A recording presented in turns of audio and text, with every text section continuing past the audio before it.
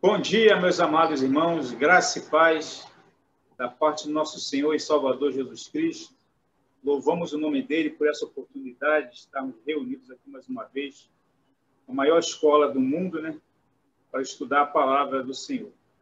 Hoje, em especial, estamos comemorando o Dia da Bíblia, então será uma bênção, a gente compartilhar, nós estivemos compartilhando aqui um pouco da nossa experiência e também aproveitando a experiência do apóstolo Paulo, já que nós estamos aqui terminando o estudo da carta de Paulo à igreja da Galácia.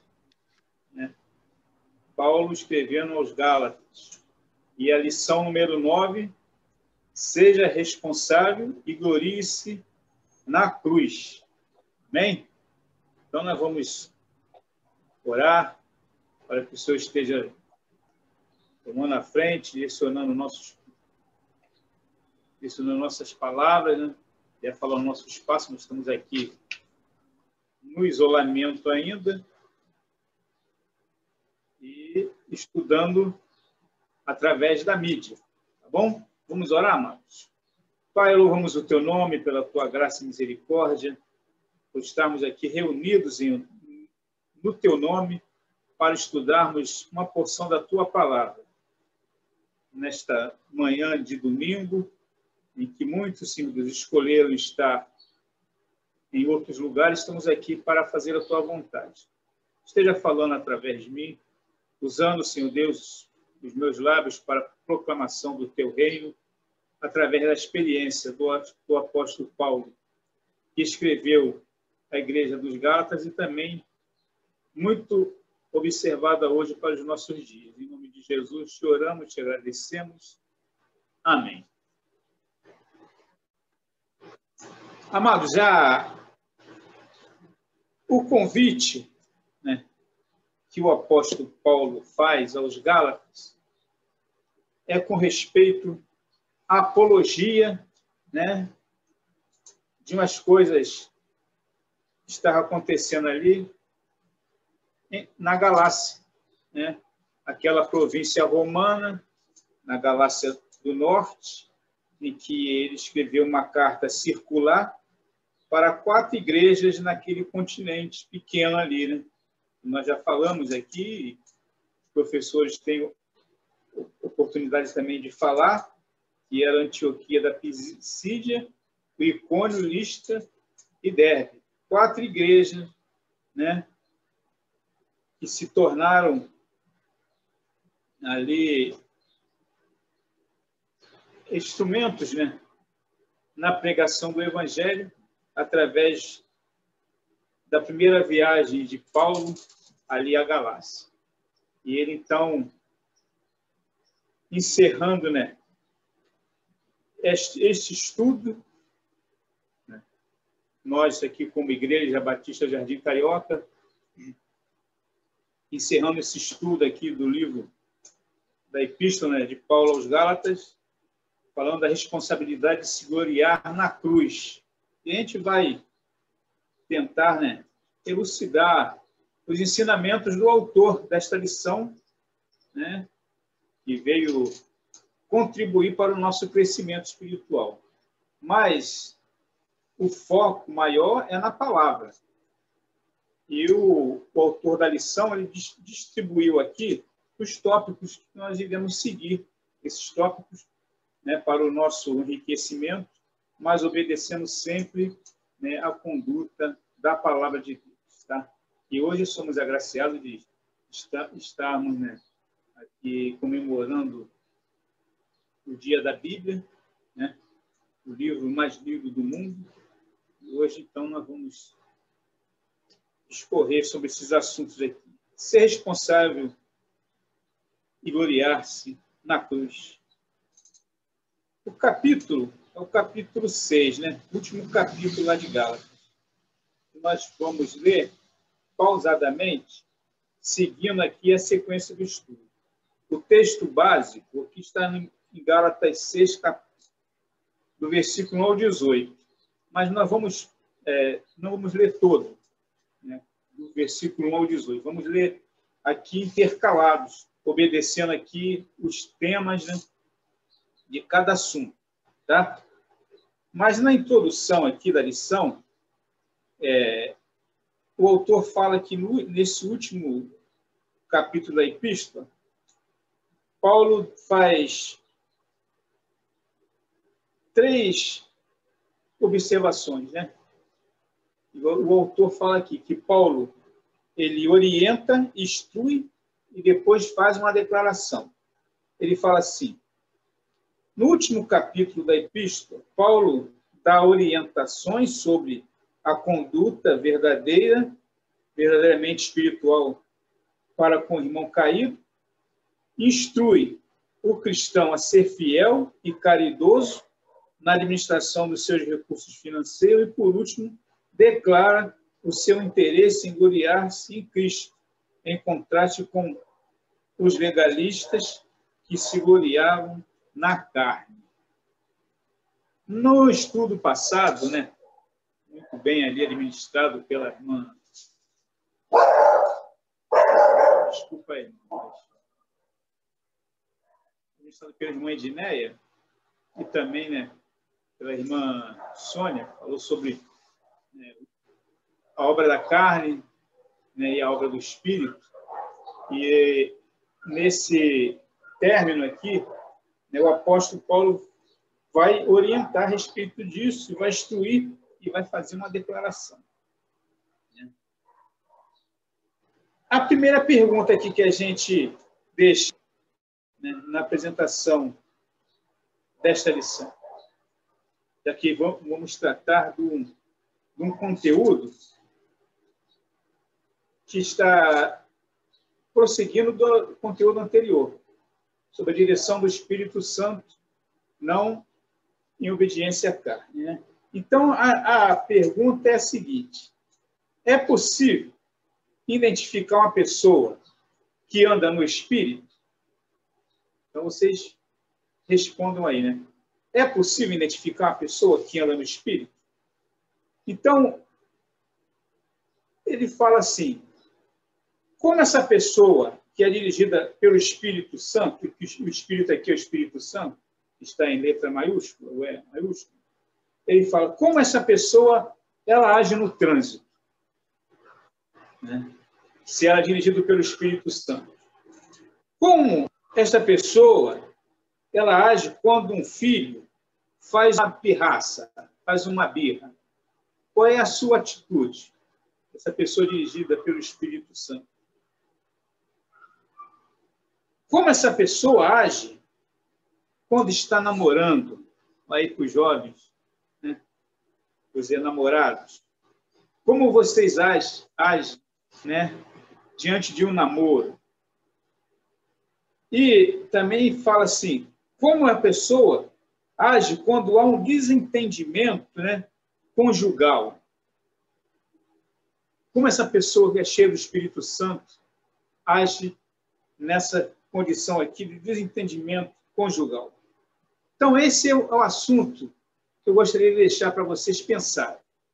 Já que iremos falar para os alunos aí da EBD dentro desse contexto aqui de responsabilidade. Ok? Então, como nós iremos seguir aqui a sequência do autor da lição, ele deixa uma declaração, né, que a igreja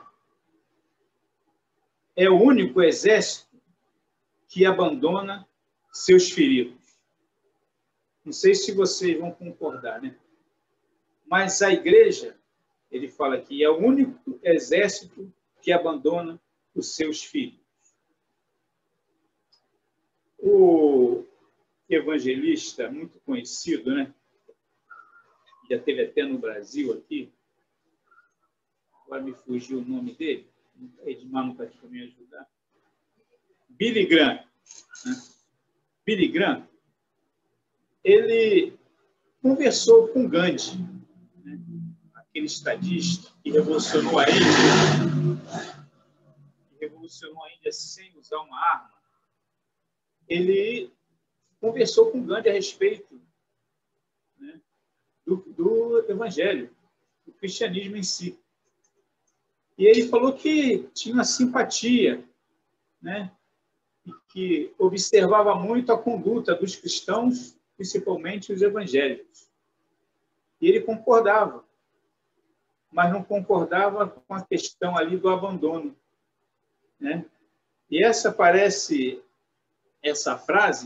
foi tirada de um dos livros de Billy Graham, quando o Gandhi falou para ele: eu creio em Deus, creio em Jesus Cristo, mas na conduta da igreja, porque ele falou: a igreja é o único exército que abandona os seus feridos.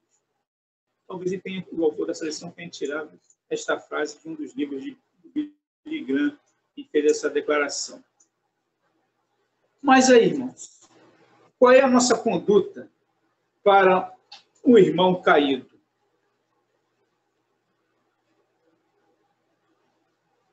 Ao chegarmos aqui ao final desse estudo, o escritor, que é o apóstolo Paulo, né, ele fala que ele escreveu com seus próprios punhos, ele faz com que essa carta circule ali entre aquelas igrejas. E Paulo, então, ele vai orientar, instruir e, no final, vai fazer uma declaração com respeito ao reino. No primeiro assunto aqui, que vamos tratar, é sobre essa declaração do apóstolo Paulo, cujo texto está no capítulo 6 de Gálatas, versículo 1 ao versículo 5. Nós vamos ler. Eu vou ler na versão Almeida, século 21, que é a Bíblia de aniversário da igreja, né? Versículo 1 ao versículo 5. Estou com o vento aqui me atrapalhando. Vamos ver em nome de Jesus. Irmãos, se alguém for surpreendido em algum pecado, vós que sois espirituais, deveis restaurar essas pessoas com espírito de humildade. E cuide de si mesmo, para que não sejas tentado também. Levai os fardos uns dos outros, e assim estarei cumprindo a lei de Cristo. Pois, se alguém pensa ser importante, não sendo nada, engana a si mesmo. Mas cada um avalie o seu próprio procedimento. Então, terá motivo para orgulho somente em si mesmo e não nos outros, porque cada um carregará o seu próprio fardo. Então, nós vemos aqui uma declaração, uma orientação, né? Uma orientação do apóstolo Paulo. Como proceder com o crente que pecou? Basta explicar a lei do amor, aprendendo a levar a carga um dos outros. O que é a lei do amor? Nós sabemos, né? Conforme o capítulo 5, verso 14 aqui, do livro de Gálatas, que é amar o próximo. Esta é a lei do amor. A lei do amor é amar o próximo como a si mesmo. Então, ele vai fazer aqui, na primeira orientação, a conduta para com o irmão caído. Qual foi a queda do irmão aqui? Do irmão lá de Gálatas, que Paulo estava escrevendo. Pode ter sido um pecado, que não foi revelado aqui, mas Paulo deixou claro aqui que o pecado ali foi um desvio doutrinário. Com respeito ali, os judaizantes, que estava combatendo a pregação de Paulo, que a salvação é pela graça. E eles trazem, então, né, uma conduta diferente daquela, falando que é preciso ter fé, para a salvação é preciso também as obras. Então, é preciso circuncidar, observar a lei mosaica, que foi dada por Moisés, na circuncisão. E eles falavam, sem a circuncisão, ninguém será salvo. E Paulo, então, estava combatendo, né, esse desvio doutrinário. Porque muitos, né, ali já estavam abandonando a graça e entrando ali para a conduta da lei.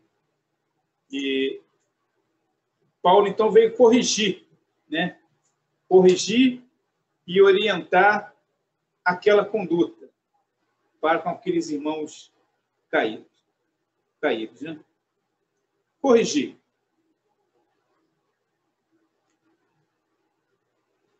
Lá no versículo 1, em que nós lemos, né? Se alguém for surpreendido em algum pecado, vós que sois espirituais, deveis restaurar essas pessoas com espírito de humildade. Então, sempre haverá, na Igreja de Cristo, pessoas mais espirituais e pessoas menos espirituais.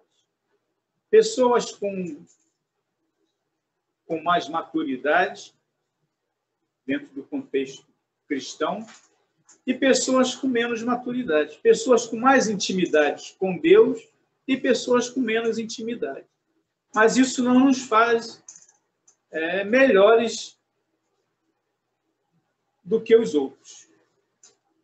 Aliás, se nós temos essa conduta, né, plausível e eficaz, é para que nós possamos ajudar aqueles menos favorecidos, né, e menos com menos comunhão, menos interesse pelo crescimento espiritual, que às vezes, né, se deixam levar pelo desejo da carne, e que o Paulo combateu aqui no estudo anterior. Então, Paulo ele veio, né, orientar aqueles irmãos, e também a orientação vale para os nossos dias, né, e que essa orientação é uma conduta de todos os irmãos com mais maturidade. Corrigir e ajudar. Corrigir aqui não é você desfazer da pessoa, né? Não é você desconsiderar a pessoa, mas é ajudá-lo, como está no versículo 2 ao versículo 5, né? Levai os fardos uns dos outros, e assim vai cumprir a lei de Cristo, que é o amor. Pois se alguém pensa ser importante, sendo nada, engana-se a si mesmo. É interessante, né, que no contexto evangélico existe alguns comportamentos como esse, né? As pessoas se acham mais importantes do que os outros. Diante de Deus, né, somos todos iguais. Tanto aquele que tem condições de estudar, se formar, como aquele menos favorecido que não pôde estudar, tem pouca cultura. Mas diante de Deus, dentro do contexto ali espiritual e de comunhão, somos todos iguais, independente de cargo, independente de posição social. Isso nós temos uma experiência dentro do contexto bíblico, com vários personagens, né, da Bíblia, e me vem à mente aqui a pessoa de Moisés, né? Um homem cheio de cultura, né? Que foi instruído lá na cultura tanto dos hebreus como na cultura lá dos egípcios, né? Então ele tinha duas culturas. E na hora que Deus falou que ele iria representá-lo, ele falou: não posso. que eu vou falar, vou apresentar, como eu vou me apresentar. Aqui Deus eu vou apresentar ali, que aquele ali, o próprio faraó é um Deus, vou apresentar aqui Deus. E Deus falou para ele, vai apresentar o eu sou. Mesmo naquele momento, né, aquela cultura toda que Moisés tinha, ele temeu. Mas nós não devemos temer, né, o homem. Então, amados, Paulo ele vai orientar aqui nessa questão de uma queda de um irmão. Já que ele está tratando aqui um assunto concernente uma conduta doutrinária, né? Um desvio doutrinário ali dentro daquele segmento religioso, né? Que estavam falando que para ser salvo é preciso ter obras, né? A fé é boa, mas a fé sem obras é morta, como diz Tiago, né? Na sua epístola. Mas eles falaram que era o requisito para a salvação seria a fé em Jesus, mas a obra da circuncisão. E que não era essa a pregação do apóstolo Paulo. Então, este é o primeiro tópico, e nós vamos dividir, né, a nossa lição em 2 tópicos, né? Vamos estudar hoje uma parte, no próximo domingo faremos ali, então, um estudo do tópico 3 e a conclusão. Hoje vamos ficar com o tópico primeiro, a conduta para com o irmão caído, e a ceifa na proporção da semeadura. Tá? Vamos discorrer sobre esses assuntos aí. Agora, o apóstolo Paulo, depois de ele orientar, né, os cristãos lá das igrejas daquela província, também nos orienta nestes dias, ele vai instruir, né, vai instruir os irmãos. Então, a declaração que Paulo vai fazer aqui, né, nessa instrução, está no versículo 6 ao versículo 10. Vamos ler? Versículo 6 ao versículo 10.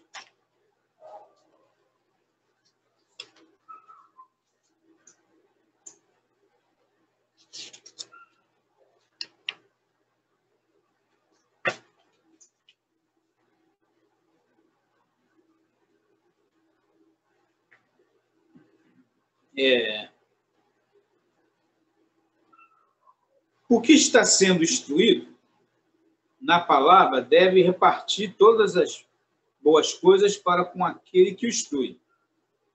Não vos enganei. Deus não se deixa escarnecer ou zombar.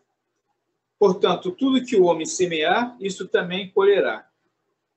Pois quem semeia para a sua carne, da carne colherá ruína, ou corrupção, né? Mas quem semeia para o Espírito, do Espírito colherá a vida eterna. E não vos cansemos de fazer o bem, pois, se não desistirmos, colheremos no tempo certo. Assim, enquanto temos oportunidade, façamos bem a todos, principalmente aos familiares da fé, aos domésticos da fé, como diz a revista Corrigida, né? Então, aqui, depois de orientar, Paulo vai instruir os amados irmãos e também neste tempo que estamos vivendo. A ceifa na proporção da semeadura. Paulo ele faz aqui uma figura da semeadura e da colheita, para ilustrar o dever do crente em apoiar materialmente o seu líder espiritual. Esta é a proposta do escritor. Paulo instrui aqui, na proporção da semeadura, o princípio que já foi estabelecido.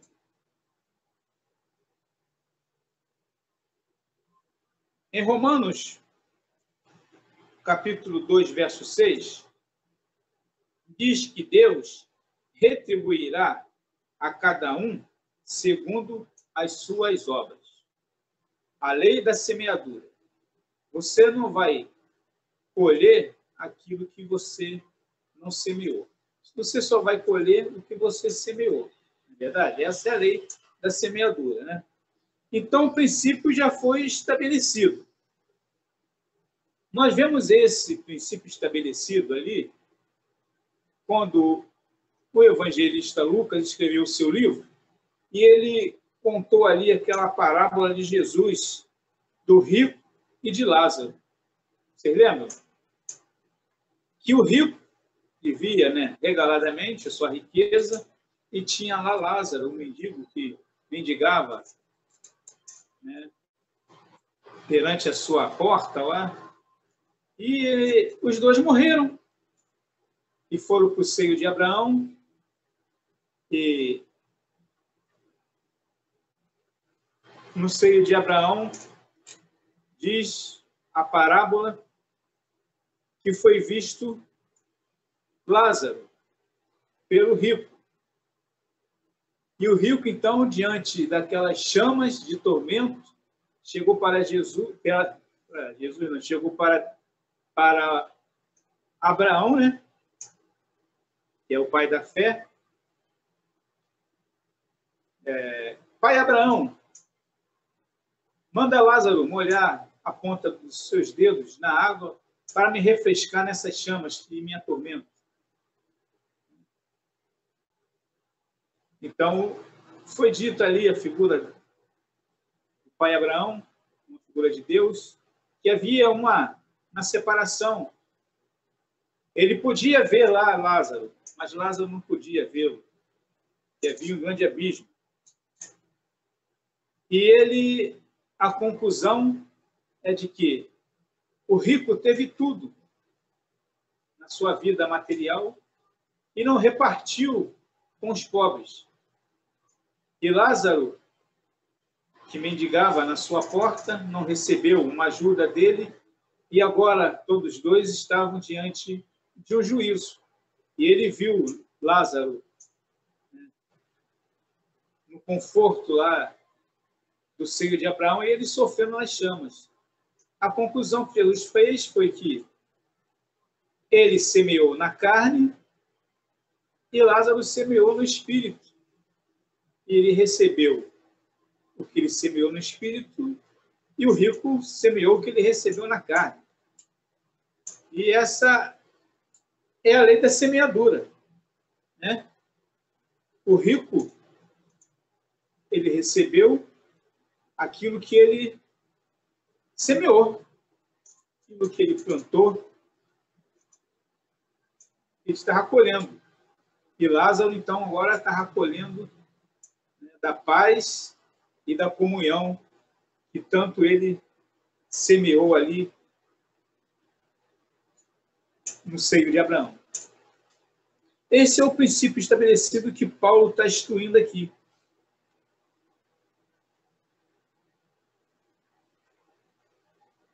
O segundo princípio, né, é o princípio explicado.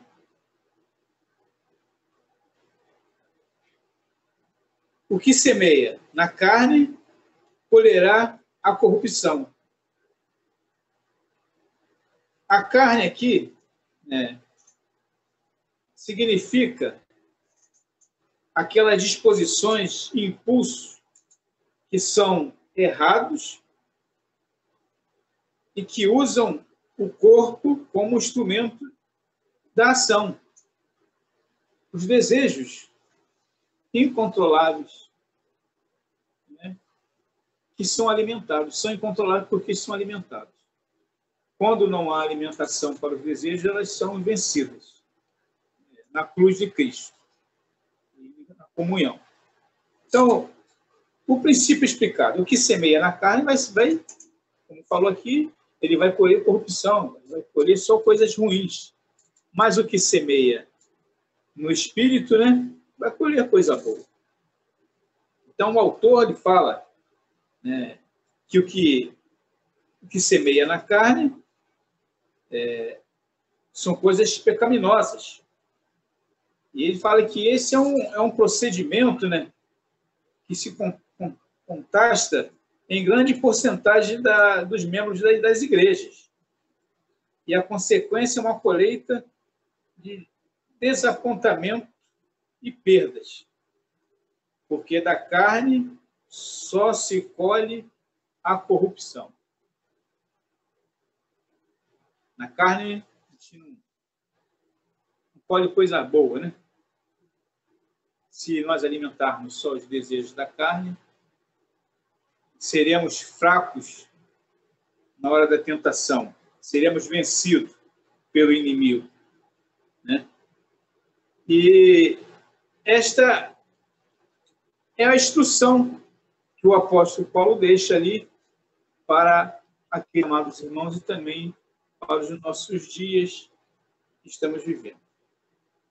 E ele fala no versículo 9, né, se nós não cansarmos e se não desfalecermos, se não enfraquecermos diante das dificuldades no serviço para Jesus, nós vamos colher, né, frutos bons. Somos, irmãos, infelizmente, nós somos propensos a isso, a nos cansar de nossas obrigações e desistir. Desistir de lutar. Somos propensos a nos cansar diante das lutas e obrigações da vida cristã. Ainda mais quando a gente está estudando uma questão aqui, que estão semeando discórdias, né, no contexto da igreja ali dos Gálatas, colocando em dúvida os ensinamentos, e não é diferente hoje. Temos muitas doutrinas aí perigosas, muitos ensinamentos doutrinários que não são pautados pela palavra de Deus. E às vezes, né, até cristãos com mais experiências com a palavra de Deus têm se deixado vencer por essas ideologias errôneas aí, ideologia pregada por homens que se dizem homens de Deus, na realidade são homens que se interessam pelo seu próprio bolso. Às vezes nós somos, né, levados a desfalecer, a cansar, né, e desistir, né, da nossa tarefa. Mas não é dessa forma que iremos vencer, né? Particularmente devemos gerar um comportamento diferente daquilo que temos observado aqui na igreja de Gálatas. Como se cansa de fazer o bem? Uma pergunta aqui, Gálatas, para hoje, né? Como se cansa de fazer o bem? Como você relaciona a mensagem de Paulo em Gálatas 6:9 com o ensino do apóstolo João? 1 João, capítulo 3, verso 17 e 18, que eu vou ler aqui. Se alguém tiver recursos materiais, é uma nova versão internacional, tá? 1 João 3, 17 e 18. Se alguém tiver recursos materiais e vendo seu irmão em necessidade, não se compadecer dele, como poderá permanecer nele o amor de Deus? Filhinhos, não amemos de palavra, nem de boca, mas em ação e em verdade. Isso que Paulo estava ali naquele momento instruindo aos amados irmãos ali, estava sendo prejudicados na sua conduta pelos judaizantes. havia o comportamento de Paulo, né? Que estava vendo a conduta errada e não podia se calar, que não foi isso que ele semeou. Ele, conhecedor da lei mosaica, né? Nós vemos a história de Paulo, a sua conversão, um homem que foi instruído aos pés de Gamaliel, o rabino, em sua escola ali, no tempo de Paulo, um homem instruído, e que conhecia as leis. E houve até, depois desse acontecimento, houve um concílio com respeito a essa conduta da circuncisão. Já 2 anos ou 3 anos depois que Paulo escreveu esta carta, ali em Jerusalém, fizeram então uma reunião, um concílio para tratar esse assunto da circuncisão. Então ficou resolvido, mas nesse caso aqui ainda não tinha acontecido ainda, né, o concílio. Havia ainda aquela imagem, né, errônea, que era necessária ali, os judaizantes, que eram judeus, que eram simpatizantes ao cristianismo, ao evangelho, né? O cristianismo ainda não estava formado, estava se formando, mas ali havia ainda a questão dos judaizantes, que eram judeus convertidos ali aos do caminho, e falaram que precisavam circuncidar-se.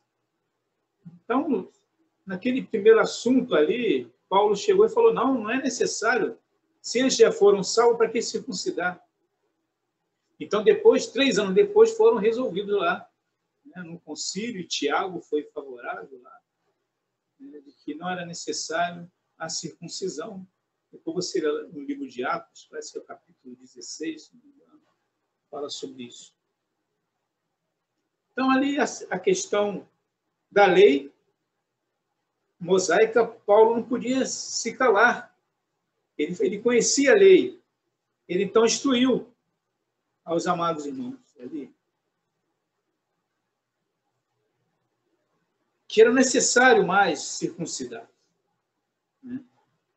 Não era mais necessário semear na carne, que era a circuncisão, mas semear no Espírito, na comunhão e na graça de Jesus.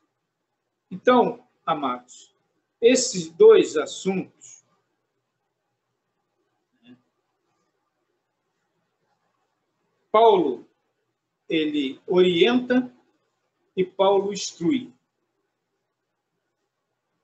Vamos fechar neste primeiro bloco, né, neste domingo, primeiro domingo da lição, número 9. Vamos fechar esses 2 assuntos aqui, né? Sendo responsável e gloriar-se na cruz de Cristo. Essas 2 orientações de Paulo. Primeira orientação e segundo, a instrução. No próximo domingo, nós iremos falar sobre a sua declaração e fazer, então, a conclusão dos assuntos. Tá ok? Não se esquecendo, né, da declaração lá de João, né? O apóstolo João, escrevendo lá a sua epístola, a primeira epístola de João, capítulo 3, versos 17 e 18. Se alguém tiver recursos materiais e vendo seu irmão em necessidade e não se compadecer dele, como pode permanecer nele o amor de Deus? Né? Se você vê uma pessoa necessitada e que você pode ajudar, ou se você vê um irmão em desvio doutrinário e você sabe que ele está em desvio doutrinário e não ajuda, e se você tem uma instrução maior, você tem uma comunhão maior, você tem uma intimidade maior com a palavra, você tem uma intimidade maior com Deus, a sua comunhão maior, e está vendo seu irmão indo ao contrário daquilo que até aprenderam juntos, mas que no momento ele se desviou para um lado, né, uma conduta ideológica de homens, que não é a ideologia de Cristo, e que você sabe que essa pessoa está nesta condição e não faz nada. É necessário que você se levante e faça alguma coisa para ajudá-lo. Né? E essa, então, é a nossa primeira participação. Ok? Vamos orar, agradecendo a Deus por esse primeiro estudo. E no próximo domingo estaremos aqui novamente para dar continuidade. Tenha um bom domingo, né? Como o dia da Bíblia, que ela possa fazer diferença na sua vida, e que você aproveite esse dia, alusivo ao dia da Bíblia, para estudá-la e para lê-la, né? Ser instruída por essas palavras, né, das Escrituras que foram preparadas por homens íntegros, que não se conheceram, mas que havia uma harmonia entre eles. E nós também podemos entrar dentro dessa harmonia. Ok? Vamos orar, Pai, louvamos o Teu nome por esse primeiro encontro, Pai. Estamos tratando das instruções do apóstolo Paulo à igreja de Gálatas, e que o Senhor continue manifestando a sua graça na nossa vida e que possamos crescer neste conhecimento da Tua palavra. Combater as doutrinas erradas que está sendo propagada na nossa sociedade de igreja. Em nome de Jesus, pedimos a Tua bênção e a Tua graça. Amém.